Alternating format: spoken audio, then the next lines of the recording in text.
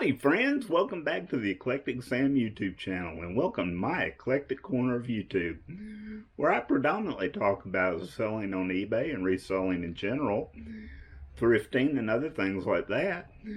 But from time to time we might go on a little trip, talk about history, or just give you a little story of things that have happened in my life. Before we get started, you see down below that subscribe button? If you hadn't already, go ahead and hit that. It doesn't cost you a thing. Plus, it gives you the ability to see what's coming in the future, and it helps me out as well. I was sitting out here in the eBay building doing some pictures and going through some inventory, seeing what I could list, and I realized you've been busy.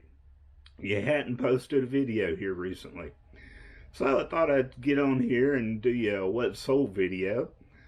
Hopefully here soon I'm going to go on a thrifting trip in the next couple of days. It's my birthday. I'm meeting up with a friend for lunch, and probably the end of next week going thrifting. Me and her like to go thrifting together. But let me show you what we sold in the past few days. First item is another model from the model collection that I'm selling off. This one got up there pretty high. It was an auction like all of them. It sold for $29.75 plus shipping. Looking at the sold comps, it would have sold for a little bit more, but it was poorly painted. It was one of the first models that I'd started on. I really screwed up the body, and I just threw it back in the box and never did anything with it. But that was a good sale. Next up is a piece of ephemera. I'm sorry. Ephemera is the hobby of collecting paper. This was a vintage brochure from Exxon answering your questions about octane. Probably from the late 60s, early 70s. And I got that in a big lot of ephemera that I had bought at an auction. It was sold for $9. Yeah, somebody paid $9 for a little sheet of paper with a bunch of words on it.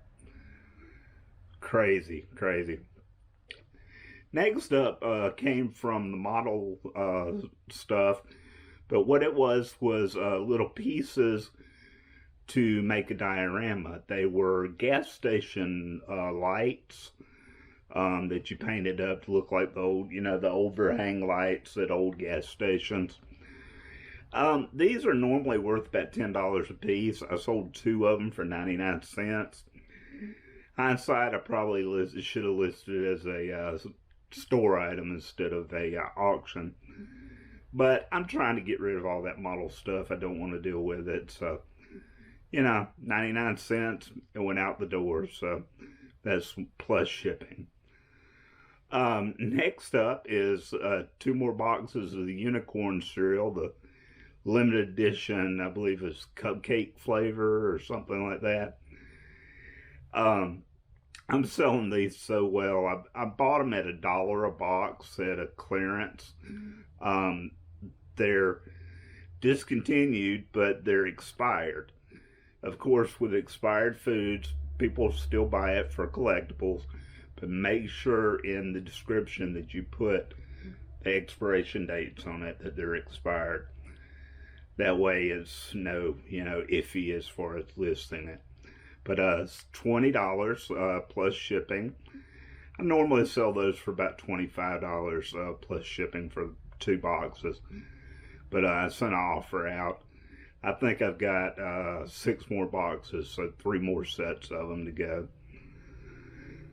Next up is, some of y'all say I'm surprised that you actually are able to sell the individual opened little die-cast cars like Hot Wheels and Matchbox cars, but I do well with them. It's not big money, but it's filler, and it gets a sale in.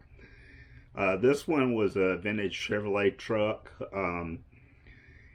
It was a Hardee's giveaway, I think maybe in their version of the Happy Meal back in the 80s. Sold for $5.99 plus shipping. Next up is another model. It's a monogram Thunderbird. It was a NASCAR Thunderbird. This one sold for $4.75 plus shipping. And this is a good example of, if you're doing an auction, sometimes start it at a lower price, not at a high price. This one had originally started at $8.99 plus shipping, and it didn't sell. And I didn't want to put it back in the store and, you know, sit on it forever. So I started at 99 cents plus shipping, and it got bid up to $4.75 plus shipping. So, you know, like I've said, it's getting stuff out of the way that either A, you don't want to sit on, or B, you know, is going to sit on the shelf for a long time that you don't want to deal with. The next item is the WhoopdeeDoo of the week. About 3 years ago, I was at an auction and I was walking around, and over in the corner I saw this big box of stuff just piled up. Looked like you know, parts, you know, industrial parts or something like that. But everybody was walking past it. Nobody was looking at it. And when I'm at auctions, that kind of stuff intrigues me, because first of all, that tells me if nobody's interested, that means I'm not going to have anybody to bid against me. So I go over and look at it, and it's all stuff I had no idea what all it was. It was valves and, you know, boxes, sealed boxes, parts and stuff like that.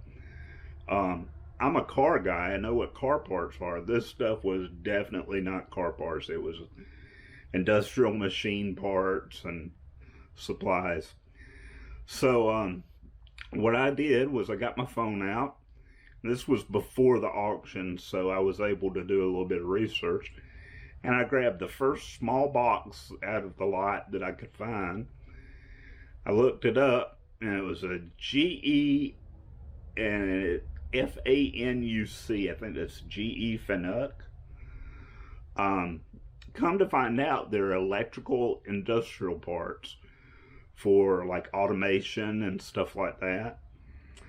There were 3 of these little boxes in there, and those little boxes each individually at the time sold for $500 a piece.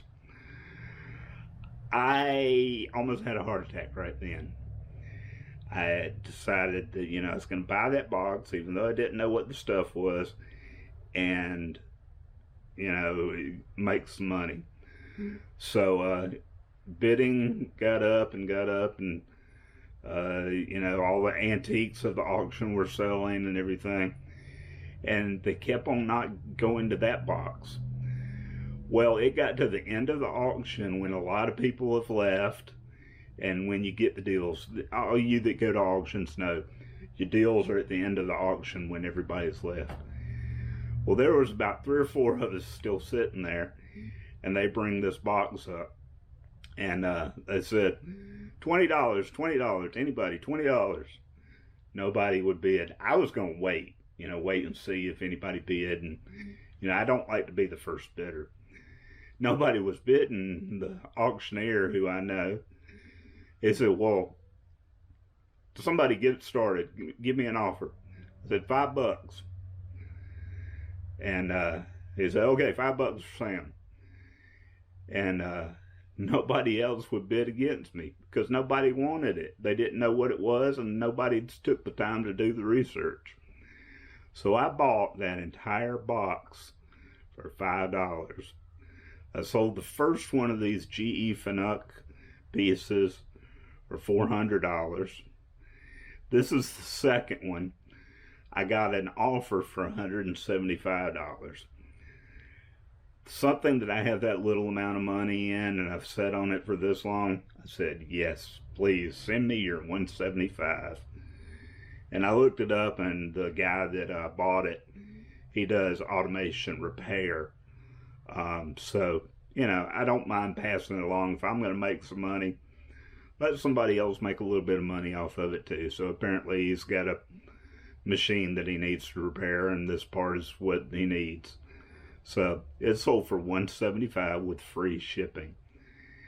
That right there tells you, do a little bit of research. If you don't know about something, if you have that gut feeling, I'm almost the junk whisperer, I jokingly say sometimes, because a lot of times I'll see something, I don't know what it is or don't know what it's worth, and I'll have a gut feeling that, hey, you need to either buy that or you need to look it up. Don't walk away.